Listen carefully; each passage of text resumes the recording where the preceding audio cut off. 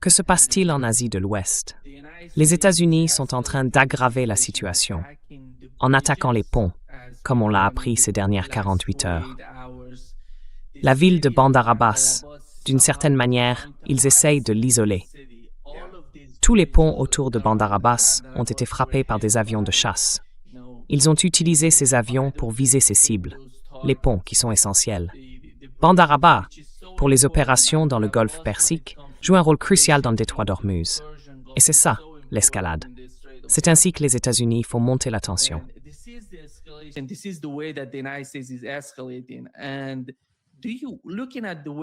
Et quand on regarde la façon dont les États-Unis intensifient leurs actions, on voit qu'ils essayent de frapper des ponts et certaines villes. Je ne sais pas si vous avez suivi, mais il y a 2 jours, ils ont commencé à utiliser des HIMARS au Koweït, à la frontière avec l'Irak. Ils ont touché de nombreuses cibles dans l'état du Khouzestan. Donc à ce moment-là, on avait des HIMARS à Bahreïn. Il semble que l'opération iranienne, la riposte iranienne, ait été plutôt efficace pour détruire ces HIMARS au Koweït et à Bahreïn. Et maintenant, les attaques se font avec des avions de chasse. Comment voyez-vous la situation actuelle et la manière dont les États-Unis perçoivent cette guerre?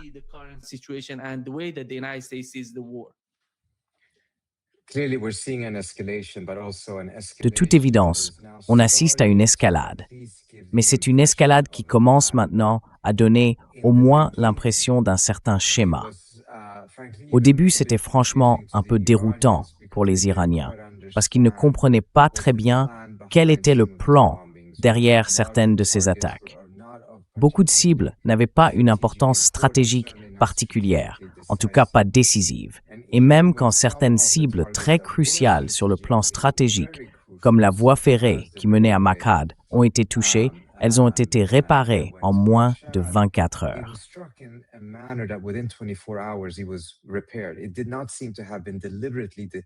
Il ne semblait pas que ça ait été détruit volontairement. Au contraire, ils avaient délibérément évité de le détruire. Donc c'était flou. Mais depuis quelques jours, on commence à voir un schéma qui semble indiquer, c'est encore un peu spéculatif, mais qui semble indiquer qu'on prépare le terrain pour quelque chose de plus important dans le sud. Le sud de l'Iran, toute la côte, c'est évidemment la zone stratégique où les Iraniens ont déjà réussi à fermer le détroit d'Ormuz. Ce n'est pas seulement une question de quelques îles, c'est lié à une capacité militaire massive qu'ils ont développée sur l'ensemble du littoral.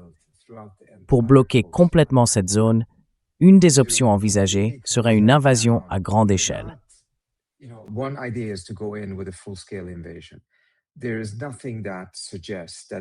Rien n'indique qu'une préparation, de quelque nature que ce soit, pour une invasion à grande échelle ait été menée. Et si ça avait été le cas, il aurait fallu des mois pour être prêt. Cependant, la façon dont certains bombardements ont lieu en ce moment semble suggérer autre chose. Ou du moins, cela pourrait servir à permettre une opération rapide, pas vraiment une invasion, mais plutôt l'envoi d'une force d'élite qui interviendrait brièvement avant de se retirer aussitôt. L'idée serait d'utiliser leur présence sur le terrain pour infliger bien plus de dégâts que les seuls bombardements ne le permettent, puis de repartir rapidement, parce que tenir un territoire n'aurait aucun sens.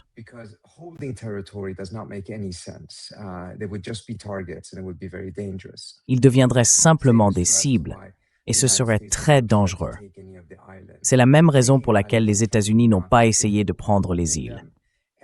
Les conquérir, franchement, ce n'est pas si difficile. Le vrai problème, c'est de les garder sans subir de lourdes pertes. Et si on regarde la manière dont Trump a géré la situation jusqu'à présent, il a été très prudent pour éviter un grand nombre de morts ou de blessés américains. Mais là, ce serait quand même une rupture, au moins en partie, avec cette approche. Parce que même une force d'élite envoyée sur place risquerait fort d'entraîner un taux de perte bien plus élevé que ce qu'on a vu jusqu'ici.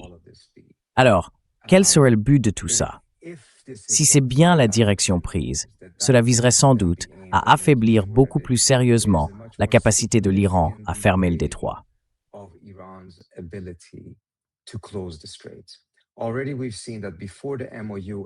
On a déjà vu, avant le protocole d'accord et pendant sa mise en œuvre, que les États-Unis cherchaient à établir un corridor sud dans les eaux omanaises, un couloir qui serait militairement fortifié. L'idée, c'était que les Iraniens ne puissent plus le fermer aussi facilement. Donc, si la guerre reprenait, une partie du détroit resterait ouverte. Si on combine ça avec ce que cela pourrait être maintenant, un effort pour affaiblir en profondeur la capacité de l'Iran à fermer le détroit. On commence à voir plus clairement une stratégie de réouverture militaire du détroit dans son ensemble. Mais ce serait quand même différent d'une tentative de renverser le régime ou de mener les opérations de changement de régime qui, clairement, faisaient partie du plan lors de la Première Guerre en février.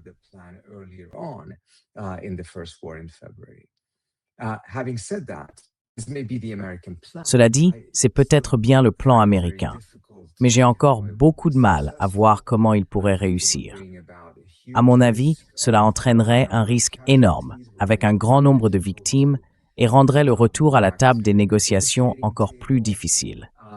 Et puis, une fois qu'il y a des troupes au sol, même si ce sont des forces d'élite en petit nombre sur le territoire iranien, cela va nourrir le nationalisme bien au-delà de ce qu'on a vu en février.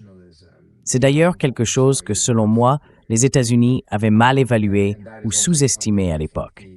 Et il semble qu'on soit à nouveau face à une sous-estimation aujourd'hui.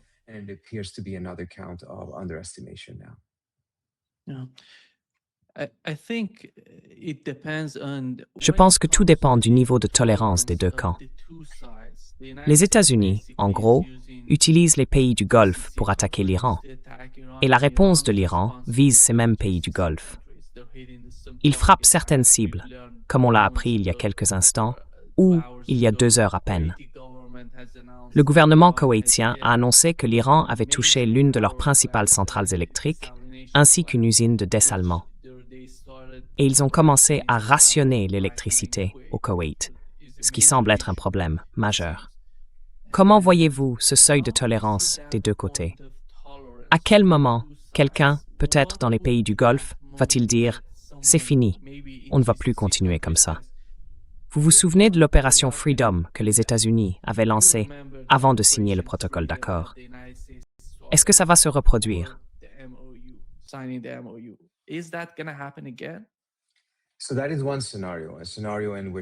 Donc, ça, c'est un scénario possible. Un scénario où, en gros, certains États du Golfe diraient non aux États-Unis. Mais il faut bien se demander, quels États du Golfe ont déjà dit non aux États-Unis? C'était l'Arabie saoudite. Et l'Arabie saoudite, c'est une puissance d'un tout autre niveau que le Koweït. Le Koweït, lui, dépend entièrement des États-Unis. Le Koweït existe grâce à ce que les Américains ont fait pendant la Première Guerre du Golfe, quand les États-Unis, avec la coalition des Nations Unies, ont repoussé l'invasion de Saddam Hussein. On parle d'un pays qui a très peu de poids face aux États-Unis. C'est pareil, au fond, pour Bahreïn. Donc, à mes yeux, ce scénario-là est moins probable que l'inverse. Une situation où certains États du Golfe, aujourd'hui, sont de plus en plus frustrés. Frustrés par les États-Unis, frustrés aussi par l'Iran.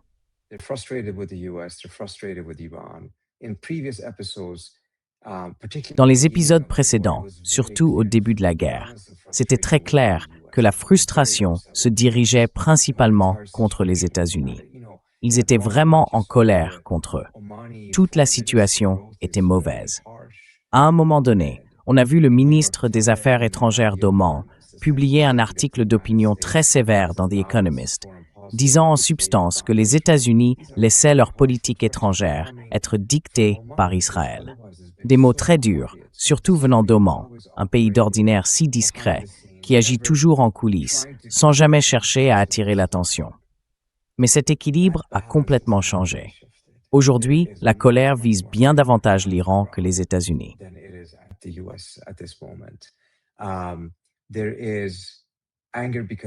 Il y a de la colère parce qu'ils estiment que les Iraniens n'auraient pas dû attaquer les navires pendant le protocole d'accord au moment des frappes.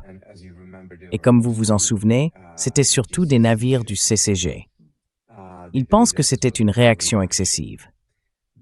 Ils estiment aussi que les Iraniens ont fermé les détroits beaucoup trop vite, qu'ils ont gravi les échelons de l'escalade bien plus rapidement que par le passé. Il y a eu une réunion à Mascate, il y a une dizaine de jours, vous vous rappelez. Malheureusement, elle a échoué. Aucun accord n'a été trouvé. Mais apparemment, les Iraniens ont bombardé Oman juste après, à peine quelques heures après la visite du ministre des Affaires étrangères à Mascate. Donc aujourd'hui, beaucoup d'États du CCG considèrent que les Iraniens se montrent trop agressifs.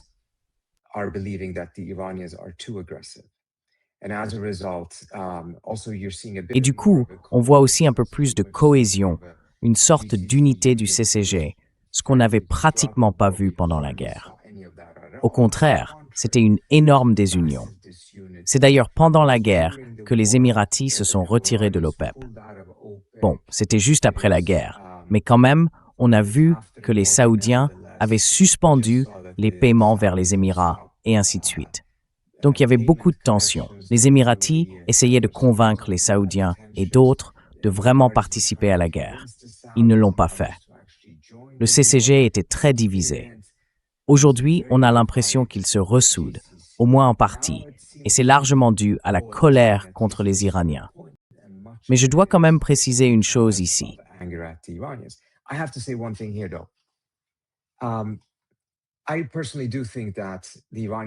Personnellement, je pense que les Iraniens, en frappant les navires, surtout lors du deuxième épisode, ont réagi de manière excessive.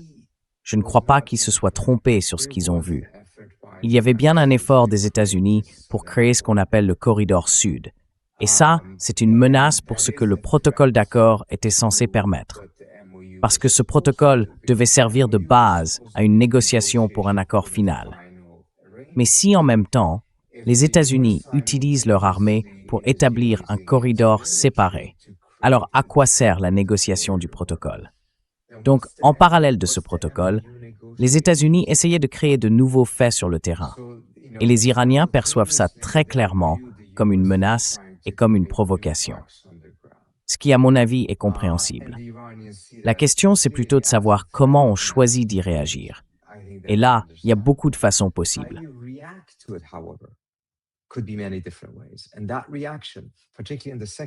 Et cette réaction, surtout dans le deuxième cas, je pense que c'était une surréaction de la part des Iraniens. Mais en même temps, pourquoi les pays du CCG, l'Arabie saoudite, les Émirats et le Qatar, ont-ils laissé leurs navires passer par le détroit, dans le couloir sud, avec leurs transpondeurs éteints pendant les funérailles de l'ayatollah Khamenei? Ils savaient très bien que les Iraniens verraient ça comme une provocation, qu'ils y verraient un geste susceptible d'entraîner une confrontation. Peut-être qu'ils ne s'attendaient pas à ce que les Iraniens tirent, mais malgré tout, pourquoi le faire? Donc, je pense que toutes les parties doivent vraiment évaluer et réévaluer leur propre comportement. Il ne s'agit pas de justifier ce qu'ont fait les Iraniens, mais en même temps, quelle était la logique derrière tout ça? Vous saviez très bien qu'une forme de crise allait forcément en découler.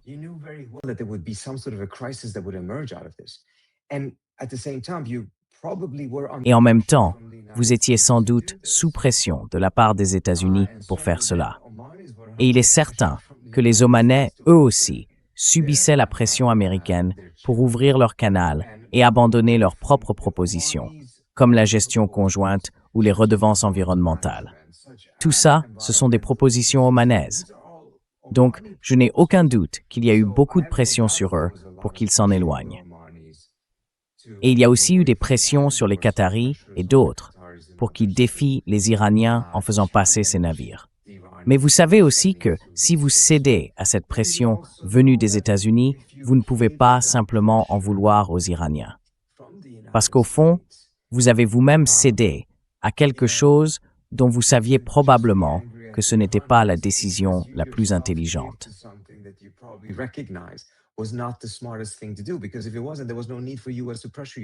Parce que sinon, les États-Unis n'auraient pas eu besoin de vous mettre la pression pour le faire. Vous ne l'auriez pas fait de vous-même, mais vous l'avez fait parce que vous y avez été contraint. Donc vous reconnaissez que ce n'était pas forcément la décision la plus intelligente. Je pense que plusieurs parties ont commis des erreurs à des degrés différents, Et je trouve ça vraiment problématique. Pas pour dire qu'il y avait une certitude de réussite, parce que non, il n'y en avait pas. Mais il n'y avait pas non plus une certitude d'échec, ni d'effondrement du protocole d'accord. Je pense qu'il y avait un risque élevé que ça échoue, mais ce n'était pas inévitable. Sauf que, avec toutes ces actions, on a fini par rendre cet échec presque inévitable.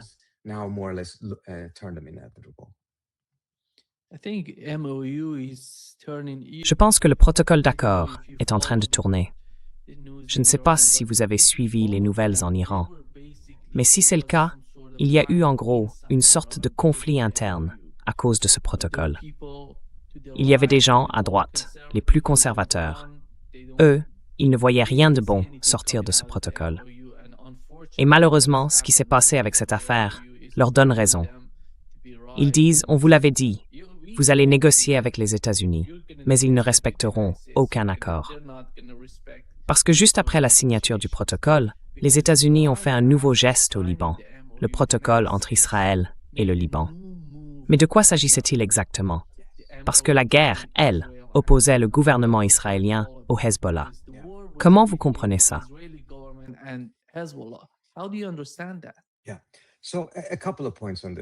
Oui, alors, quelques points à ce sujet. D'abord, je veux répondre à la première critique, celle qui dit que les États-Unis ne négocieraient pas de bonne foi et qu'en conséquence, il ne faudrait pas signer de protocole d'accord.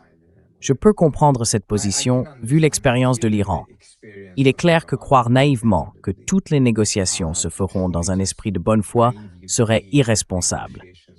Mais il faut aussi faire attention. Quelle est l'alternative? Parce que s'il n'y a pas de négociation du tout, cela veut dire une guerre totale. Et ça non plus, ce n'est pas une solution viable. Il faut reconnaître qu'à un moment donné, il faut bien en venir à la table des négociations. C'est en quelque sorte le reflet inverse de l'argument du côté américain, qui dit qu'on ne peut pas négocier avec les Iraniens, qu'ils sont toujours malhonnêtes et qu'ils ne respecteront jamais leurs engagements.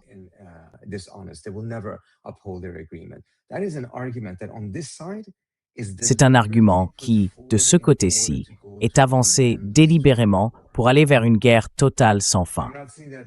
Je ne dis pas que c'est forcément l'intention de ceux du côté iranien qui défendent cet argument, mais le résultat est à peu près le même, parce qu'il n'y aura pas de scénario où la guerre se termine sans négociation et où les États-Unis s'en vont simplement.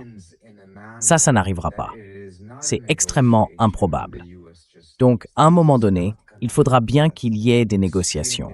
Et il faudra alors affronter cet argument. Est-ce qu'on peut vraiment traiter avec l'autre camp? Quel mécanisme faudrait-il mettre en place pour y parvenir? L'un des grands défauts du protocole d'accord, et peut-être que c'est une critique un peu sévère, parce que les protocoles d'accord n'ont pas forcément ce genre de dispositions.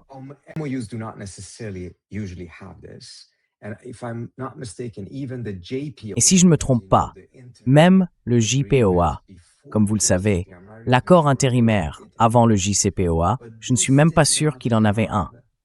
Mais celui-ci n'avait pas de mécanisme d'observation ou de conformité, dans le sens où il n'y avait pas l'AIEA ou une autre entité du même type à laquelle on pourrait s'adresser en cas de désaccord sur l'interprétation, par exemple, pour le résoudre. Ce genre de mécanisme serait externe. Ce ne serait pas simplement une affaire bilatérale entre les États-Unis et l'Iran. Donc, quand on dit « on ne peut pas négocier avec les Américains », ou que les Américains disent « on ne peut pas négocier avec les Iraniens », eh bien, si on croit vraiment ça, alors on devrait justement travailler à mettre en place le plus de mécanismes possibles de ce type pour résoudre ces problèmes.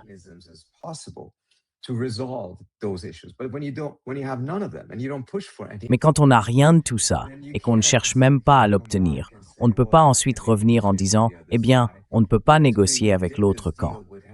Pourtant, on a conclu cet accord sans aucun mécanisme de contrôle ou de conformité. Voilà pour la première partie. Pour l'autre point que je trouve très important et que vous avez soulevé, oui, il y a eu l'accord entre le Liban et Israël. Mais il y a aussi eu quelque chose dont on a beaucoup moins parlé. Rubio est apparu soudainement dans le Golfe Persique. Il a rencontré les États du CCG et il a réussi à les faire tous signer une déclaration qui contredisait complètement plusieurs des positions que d'autres là-bas avaient défendues.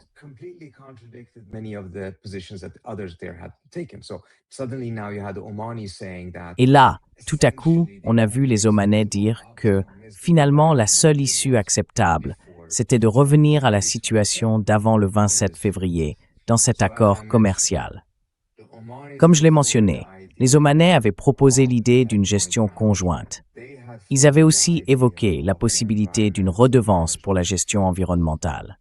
Et maintenant, ils se ralliaient à la position de Rubio, qui franchement n'était même pas celle des États-Unis pendant les négociations du protocole d'accord.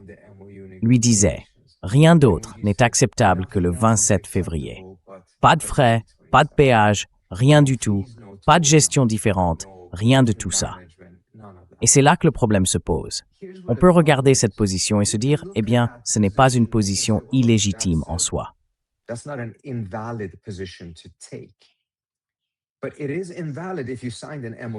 Mais c'est invalide si vous avez signé un protocole d'accord qui dit que vous devez passer les 60 prochains jours à chercher un compromis. Si, après avoir signé cet accord, censé ouvrir la voie à un compromis, vous déclarez qu'il n'y aura pas de compromis, que c'est votre position, alors vous contredisez le protocole d'accord. Ce n'est pas en soi la fin du protocole, mais c'est une entaille sérieuse. Et ensuite, il s'envole pour le Liban, où il négocie un accord qui contredit lui aussi complètement le protocole d'accord, parce que ce dernier stipule qu'il doit y avoir un cessez-le-feu régional. La souveraineté du Liban doit être respectée dans ce contexte, et ça c'est très clair.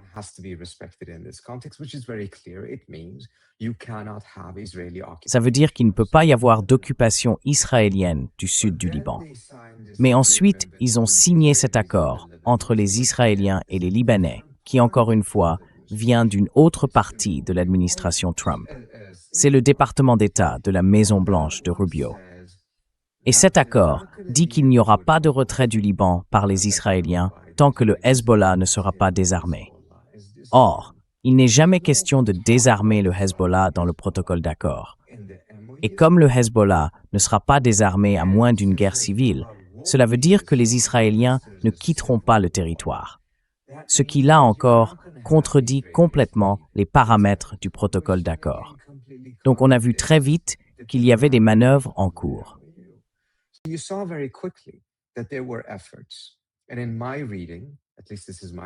Et d'après ma lecture, enfin c'est mon analyse, il s'agissait d'efforts délibérés menés par une autre partie de l'administration Trump pour affaiblir le protocole d'accord. Pas de façon ouvertement flagrante, mais d'une manière qui donne presque l'impression qu'on renforce la position de négociation américaine, alors qu'en réalité, ce n'est pas le cas. En fait, on sape les négociations. C'est un peu comme si on disait soudain « Très bien, lançons une négociation sur la question nucléaire, toutes les options sont sur la table. » Mais une fois les discussions engagées, on déclare « En réalité, notre ligne est zéro enrichissement et c'est non négociable. » En apparence, ça peut donner l'impression d'une position ferme. En réalité, on vide la négociation de tout son sens.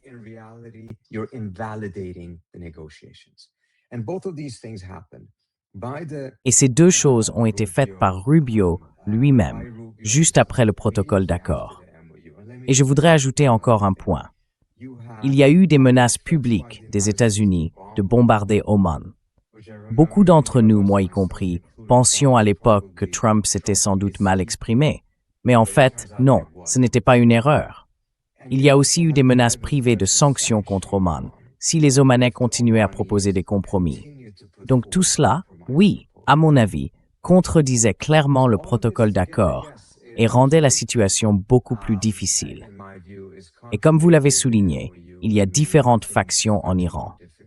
Eh bien, je pense qu'il faut aussi reconnaître qu'il y avait différentes factions au sein de l'administration Trump.